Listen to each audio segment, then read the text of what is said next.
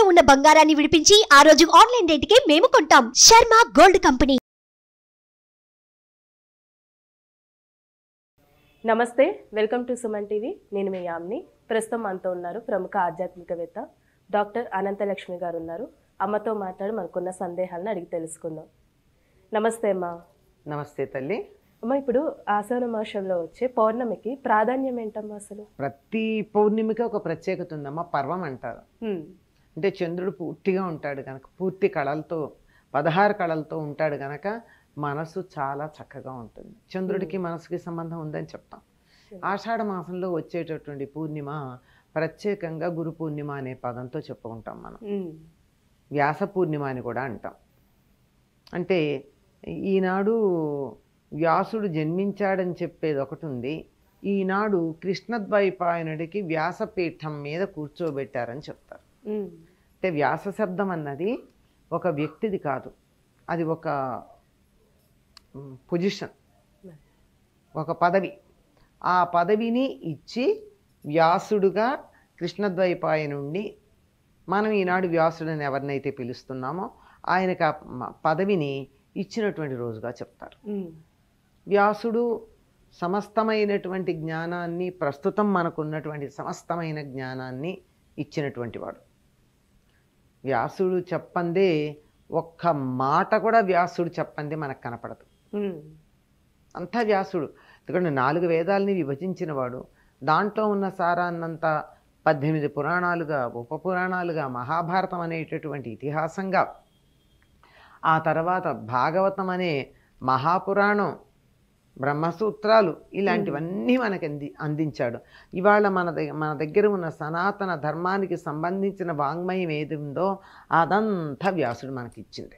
అటువంటి జ్ఞానాన్నంతా ఒక్కచోట పెట్టి ఆ జ్ఞానానికి సంబంధించినటువంటి ఒక పీఠాన్ని ఆయనకు అప్పచెప్పినటువంటి రోజు ఈ వ్యాస పూర్ణిమ. కానీ కొన్ని రకాలుగా ఆయన జన్మించింది కూడా ఆషాఢ శుద్ధ పూర్ణిమే అని కొన్ని చోట్ల చెప్పబడి ఉంది. కానీ ఎక్కువ చోట్ల చెప్పబడింది, ఎక్కువ మంది చేత అంగీకరించబడింది వైశాఖ శుద్ధ పూర్ణిమే. ఇవాళ ఆయనకి పదవి కట్టబెట్టడం జరిగింది ఈరోజు. ఆ పనికి ఈ జ్ఞానాన్నంతా, సనాతన ధర్మానికి సంబంధించిన ఋషులు ఇచ్చిన జ్ఞానం ఏదైతే ఉందో దానంతటి మీద ఆయనకి ఆధిపత్యం, పెద్దరికం అప్పజెప్పబడింది. అదమ్మ ఆషాఢ శుద్ధ పూర్ణిమకు ఉన్నటువంటి విశేషం. అంటే అమ్మా, ఇప్పుడు గురు పౌర్ణమి రోజు ఎక్కువగా సాయిబాబాకు కూడా పూజ చేస్తూ ఉంటారు. అదేవిధంగా కొంతమంది, మా చిన్నప్పుడు మేము చేసేవాళ్ళం, టీచర్స్కి గురు పౌర్ణమి కాబట్టి ఆ రోజు ప్రత్యేకంగా చిన్న సెలబ్రేషన్ లాగా కూడా చేసేవాళ్ళు. అంటే ఏంటిది గురు పౌర్ణమి? ఇప్పుడు ఆ రోజు వ్యాసుడిని పూజించే పద్ధతి ఏమిటి? వ్యాసుడిని తీసుకొచ్చి పూజ చేస్తే బాగానే ఉండు, కానీ వ్యాసుడు మనకు దొరుకుతాడా? దొరకరు కదా. అందుకని ఆయన దగ్గర నుండి విజ్ఞానాన్ని సేకరించుకుని, సంతరించుకుని లోకంలో వాళ్ళందరికీ ఆ జ్ఞానాన్ని పంచుతున్నటువంటి వాళ్ళందరినీ వ్యాసుడికి ప్రతీకలుగా భావించుకుని పూజ చేయడం. అది వ్యాస పూర్ణిమ నాడు ఉపాధ్యాయులకి పూజించటం అంటే ఆనాటి వ్యాసుడికి ప్రతిబింబాలుగా లేక ప్రతీకలుగా మన ఉపాధ్యాయుడిని ఆ భావనతో మనం గ్రహించి పూజించడం అని అర్థం. అదేవిధంగా సాయిబాబా కూడా ప్రత్యేకంగా చేస్తారు. సాయిబాబా కూడా ఆయన గురించి సమర్థ సద్గురువు అనే పదం ఒకటి వాడుతున్నారు. సమర్థుడు అయినటువంటి సద్గురువు. గురువుల్లో సాయిబాబాని గురుస్థానంలో మనం భావించుకుంటాం కనుక ఆయన్ని కూడా గురువుగా భావించుకునే వాళ్ళు ఉన్నారు కనుక ఆనాడు సాయిబాబాకి సంబంధించినటువంటి ఆలయాల్లో కానీ సంస్థల్లో కానీ కొంత కార్యక్రమాలు నిర్వర్తించి ఇదంతా గురువుకి మేము చేసిన సేవ అని చెప్పుకోవడానికి చేసే పని. అమ్మ, ఇప్పుడు వ్యాసుడికమ్మ అలా గురుస్థానం ఉండడం గల కారణం ఏంటమ్మా? ఆయన్ని ప్రార్థించుకుంటూ వ్యాసం వశిష్ఠనప్తారం శక్తే పౌత్రమకల్మషం పరాశరాత్మజం వందే సుఖతాతం తపోనిధిమని ఆయన్ని ప్రార్థించుకుంటూ ఆయన వంశ పరంపర చెప్పుకున్నాం. ఆయన ముత్తాత, తాత, తండ్రి, ఫలానా ఆయన ఈయన కొడుకని, ఇలా ఇన్ని విశేషాలు చెప్పుకున్నాక ఇంకా ఈరోజు ఏమని పూజించాలంటే వ్యాసుణ్ణి శంకరం శంకరాచార్యం గోవిందం బాదరాయణం సూత్రభాష్యకృతం వందే భగవంతః పునఃపునః. ఇందులో ఎవరెవరిని పూజించాలని చెప్పుకుంటారంటే ఈరోజు శంకరుణ్ణి, శివుణ్ణి, సమస్తమైన విద్యకి మూలకారకుడు దక్షిణామూర్తిగా, శంకరాచార్యుడు, తరువాత బాదరాయణం, గోవిందం బాదరాయణం. గోవిందుడు అంటే ఈయన గురువు గారు, శంకరాచార్యుల యొక్క గురువు గారు. బాదరాయణుడు అంటే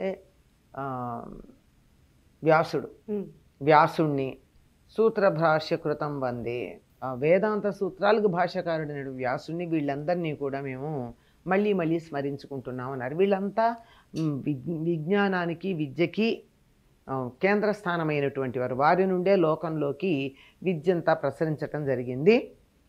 కనుక ఈనాడు వ్యాసుణ్ణి పూజించుకుంటూ ఆయన కన్నా ముందున్నటువంటి శంకరుణ్ణి కూడా, శంకరుడంటే కైలాస శంకరుడు, ఆయన్ని కూడా పూజించుకోవాలి అని చెప్తారు. ఎందుకని పూజించాలి?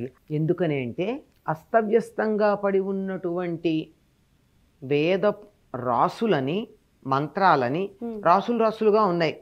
చదవడం మొదలు పెడితే ఎట్లా చదవాలో తెలియదు. అటువంటి వాటిని చక్కగా చదువుకోవడానికి అనుకూలంగా ఉండేట్టు 4గా విభజించాడు. అందుకే ఆయనకి వ్యాసుడు అన్న పేరు సార్థకమైంది. వ్యాసీకరించాడు, సెపరేట్ చేశాడు.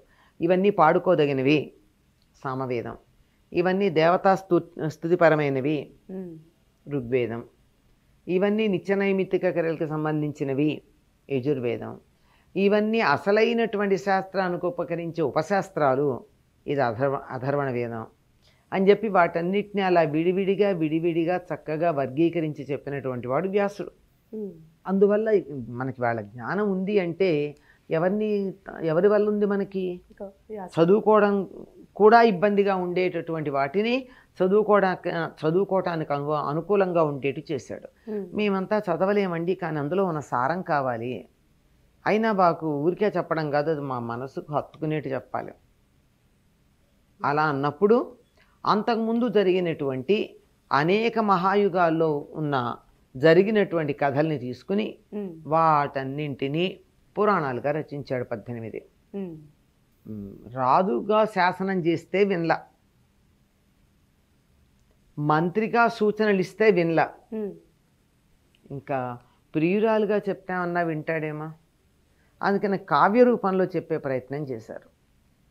పూర్వం ఈ కావ్యాలన్నీ కూడా చివరికి నీతి ప్రబోధకాలు, ధర్మ ప్రతిపాదకాలుగానే ఉండేవి. ఇప్పుడు కదా విలన్లని హీరోలుగా చేసి మనం మాట్లాడడం, సినిమాలు తీయడం జరుగుతోంది, అంతే కదా. కానీ వాళ్ళు అట్లా కాదు. సద్బుద్ధి కలిగినటువంటి వాళ్ళు, సదాచార సంపన్నులు, సత్ప్రవర్తనతో ఉన్నటువంటి వారు, అటువంటి వారిని మాత్రమే తీసుకోవడం జరుగుతూ ఉండేది. ఆ విధంగా రాజు శాసించినట్టు చెప్తే వినని వాళ్ళని ఇలాంటి కథలు ఉన్నాయని చెప్పానే, ఈ కథలతో స్నేహితుడు భుజం తట్టి చెప్పినట్టుగా పురాణ కథలు చెప్పాడు. ఫ్రెండ్ చెప్పినా వినడు కొంతమంది మొండి. వాడికి కాంతా సంహితతయా, ఇష్టురాలైనటువంటి భార్య చెప్పిన విధంగా చెప్పాలి. అలా చెప్పినది కావ్యాలు.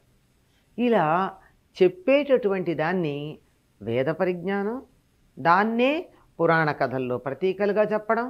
లేదు ఒక సూత్రంగా చెప్పాలి, నాకు ఇంత కథలు చదివే ఓపిక లేదంటే చక్కగా బ్రహ్మసూత్రాలు, ఇలా సమస్తమైనటువంటి ఆర్ష విజ్ఞానం ఇవాళ మనకున్నది ఏదైతే ఉందో అదంతా వ్యాసప్రోక్తమే. కనుక ఈ విజ్ఞానం మనకు కావాలంటే ఆయనకోసారి దండం పెట్టుకోక తప్పదు. చాలా చక్కగా తెలియజేస్తారమ్మా, ధన్యవాదాలు మీకు. సుమన్ టీవీలో మీ పర్సనల్ అండ్ బిజినెస్ ప్రమోషన్స్ కోసం కింది నెంబర్కి కాంటాక్ట్ చేయండి.